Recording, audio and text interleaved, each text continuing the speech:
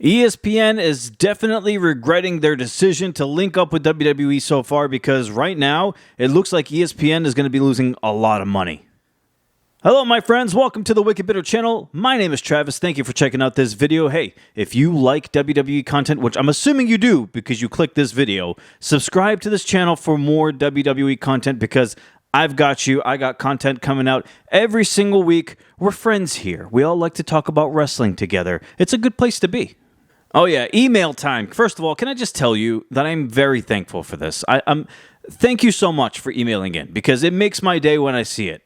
And especially, it makes me so proud and happy that we have that kind of community here where, especially when things happen and you one of your first instincts is to email me your thoughts or to ask me my thoughts. That means a lot to me. So I definitely do appreciate that. It's just something we've built here together. We obviously can't do this alone. We do this together. So I can't do this channel without you. I mean, I technically could, but it would be boring. Honestly, I don't want to just sit here and talk to myself. So I'm happy we have that back and forth. I'm happy that we get to talk together in the comments, through emails, social media, wherever it may be. I'm very accessible. If you want me, you can reach me. We got an email video, as I mentioned. We got emails. We got a few emails. We're going to get into them. Let's start it off here. This one is from Patrick P. Patrick says, in the kingdom, with a question mark, the Saudis could offer, say, 10 boatloads of cash, 1 for Cena and 9 for TKO in 2026 to get one more Crown Jewel Cena match on the kingdom. They got DX versus Brothers of Destruction to do it once before. Thoughts on who Cena will face in Saudi Arabia in 2026? Sincerely, Solo's only fan, Patrick P. Man, you're saying it like it's a definite. Yeah. Patrick is convinced. Patrick is convinced that John Cena will accept any form of payment to go back to Saudi after Cena has retired and perform again. Look, as much as I would love that, and as much as I don't want this to be Cena's final run, I truly believe that this is actually it for him. Look, Cena doesn't... It's hard for me to say who needs what, right? I don't think Cena needs the money, to be honest with you. He's done amazing his whole career as far as financial support goes. He's done great for himself, both in wrestling and outside of it. You know how many voiceover commercials I see, and I'm like, damn, that's Cena. Like it's like a car commercial or like a shaving cream commercial or something. He's everywhere right now. John Cena is everywhere. He does not need wrestling as much as he may still love it. He honestly only really wants to retire because he doesn't want to hang around and think and be one of those guys that hang around too long and they can't go anymore. He doesn't want to get to that point. He honestly thinks that right now he can't go anymore, and he's out there putting out bangers with Cody Rhodes and AJ Styles, so it's all up to him. He wants to call it a career at the end of 2025. I think we should all respect that, and that's just his choice. And as much as I would like him to keep going, I don't think he's coming back again ever for a match. I mean, we'll see him. I'm sure he'll make his appearances, whatever it may be, commentary, segments in the ring, whatever it may be. Maybe he does one attitude adjustment to somebody, like during a segment or something, but I don't think Cena will come back and perform in the match again. But, in wrestling, like they say, never say never, although I feel like I am almost 100% sure that he's a man of his word and he really does not want to come back and do it again. And I know HBK kind of said the same thing, and I don't know, for whatever reason, the money or whatever it could be, convinced him to do one more match in Saudi. It didn't go great. A lot of us want to forget that match. I don't think Cena will be repeating the same thing, though. Appreciate that, Patrick. Let's go to the next one here. We got one from Billy. Billy says, hey, Travis, it's been a while. Here's my question. Why do you think the ESPN deal isn't going well? Do you think it's solely due to the extra $30 everyone has to pay? Because while that's a concern, I still maintain that when you create true must-see TV, fans will pay the money, or is it a combination of many things? Below is what seems to be a credible link to the story, Billy. Oh, okay, so you posted a link at the bottom here. Okay, ESPN losing big money on WWE deal despite WrestlePalooza spike. Yeah, I actually have seen reports and links and stories about this. And posts and all that kind of stuff. So, yeah, ESPN's not happy. They're not happy with WWE right now. And actually, you know what? I did remember, I think I took a screenshot of something about ESPN, and I got it right here. I took something recently about it. It says ESPN Doesn't seem to be turning around a good profit so far. ESPN has added around 100,000 to 125,000 new subscribers to reach a new total of around 2.1 million. And look, I would love that. I don't know why they're complaining. That's an amazing number. This would lead to a profit of around 35 million, which is a huge loss on the 325 million ESPN paid for the WWE deal. So ESPN, if it continues to go at this rate, they're going to be losing money in this deal. Honestly, I can't really blame ESPN or WWE on this. Well, I guess you can kind of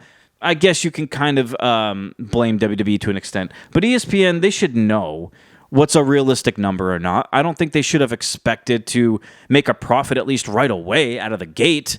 I don't know. That could be on them. Bad research. I'm not sticking up or making excuses for WWE because I'm going to be honest with you. WrestlePalooza was terrible, in my opinion. I wasn't afraid to share that. And I think they've bounced back since. Clash was a good pay-per-view.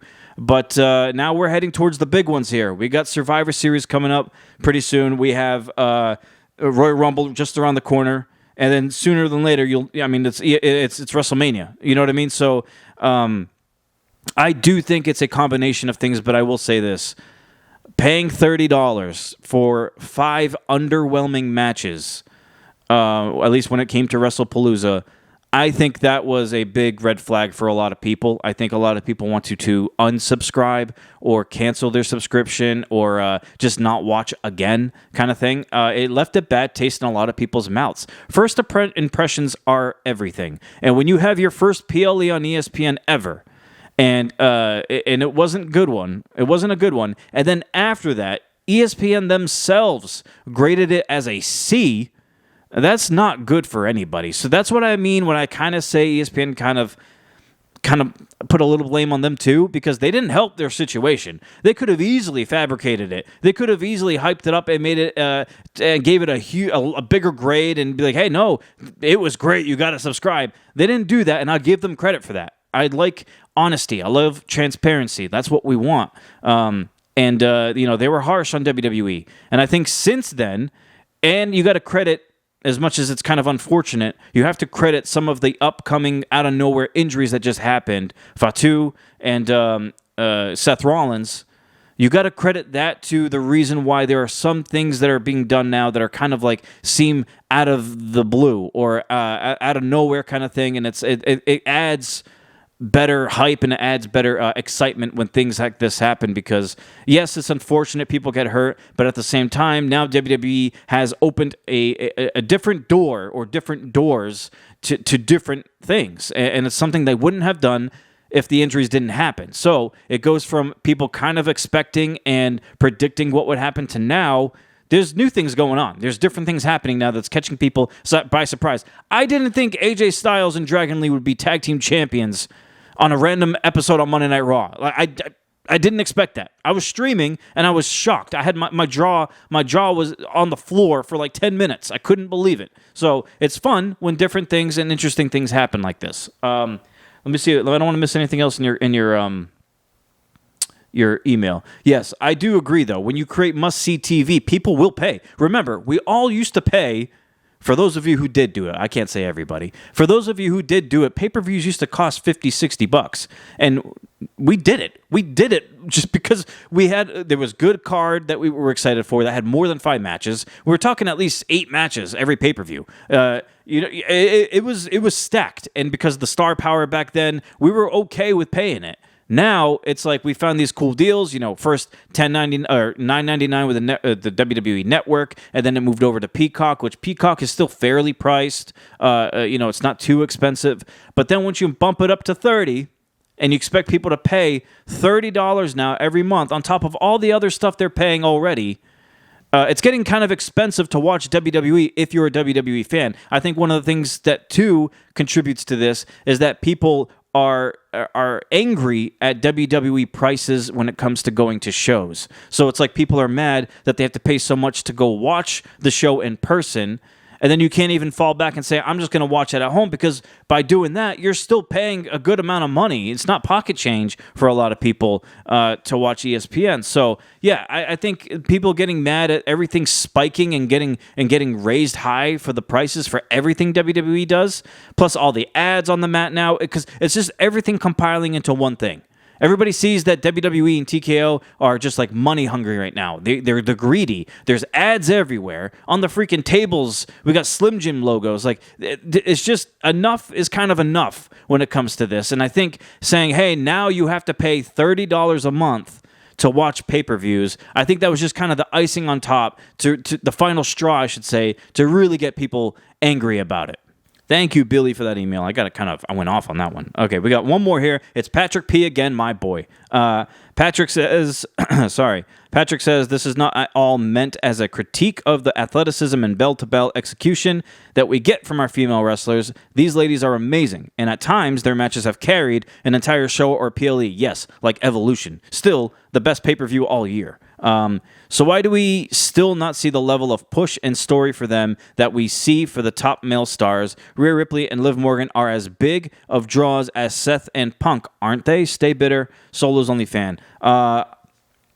It's been so, WWE has so long been a male-dominated sport, and not even just WWE, wrestling in general has been such a male-dominated sport, and I'm talking WWE specifically because they did it for a very long time. You didn't really get to see too much respect and time and energy and effort given to the women until, early 2010s maybe, somewhere around there, mid-2010s, and then now, of course, it's blown up. I mean, like you said in the email, sometimes the women, I'm not even going to say some, most times the women put on better matches than the guys, or they can carry a whole pay-per-view, which has been proven. They have done that. And it was a pay-per-view that didn't even have too much build or hype, and it still turned out to be one of the best ones of the year.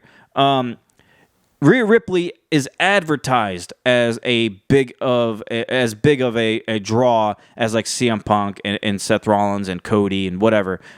It's just WWE never treats it that way. Like, it still becomes kind of like a thing where when women main event a Raw or something, WWE still tries to make it a point to talk about how amazing it is. Like, we're at the point now where we don't need to do that. We don't need to be like, oh my God, Rhea Ripley's main eventing Raw with Io Sky. We don't need to do that. They're that good. That should be expected. That should be the norm. That should be something we all see. But no, you watch any PLE, every pay-per-view, still, every time, it's a male match being the main event of it. Every time. There's only, other than Evolution, what was it? Becky Lynch's triple threat match at WrestleMania is the only one that, like, a women's match that main evented a show, a pay-per-view. We should be able to get that more. You know what I mean? Like, for the rivalries that actually mean something. I'm not just saying do it for anybody. But if you get a really good, solid, a lot of heat and momentum around it, like a Rhea Ripley versus a heel Io Sky or something like that, or a Liv Morgan versus a Rhea Ripley or something like that, something that deserves to be the main event of a pay-per-view, they should be. They should be. And WWE still puts the same effort and time and exposure, everything, promotion, marketing, everything, more so on their male superstars than the women. And that's just the way they are. That's just the way it is. It's I'm not saying it's fair. I'm not saying it's right. I'm not saying that the women don't deserve to be in that spot, because I believe that they do. I'm not saying all of them, but there are the top women stars that do belong in that spot. But WWE will always, I feel like, be this type of thing where they focus and they put the same amount of effort and marketing into the same top male superstars, and that's just the way they are. They can't get out of their own way. You know what I mean? They do a lot of different things that are new and different in WWE, especially lately, but they're still stuck in old ways at times, especially when it comes to stuff like that. So I wish it was different, and maybe it will be someday, but I don't think it's going to be anytime soon. That's all the emails for today. I appreciate it, man. Hey, everybody that emailed, I appreciate you. Thank you so much. It really does make me happy to see that. If you would like to send in your email, wickedbittermedia@gmail.com, send it in. Whatever you want to talk about, WWE related or anything, whatever you want. I will read them here, and we'll talk about it in the next video or a video next. I like to do them at the end of the week. So if you want to send one in, send one in. If you see something, hear something that just happens, and you want to send it right on the spot, send it, and I promise you, we'll get to it. Yeah, I appreciate everybody. Please like this video if you haven't yet. Please subscribe if you haven't yet. We would love to have you here, honestly. It's a great place. We have great people here. I'm posting every single week. You know what I mean? We're going to be doing more for this channel, trying to get some ducks in the row right now. But we're going to get there, and we're growing. We're getting bigger and better here at Wicked Bitter. We would love for you to be a part of it. I appreciate it, you all. I hope you all have a good rest of your week, a good weekend. We will be back with more videos, of course. And until then, my friends, as always, remember to stay bitter.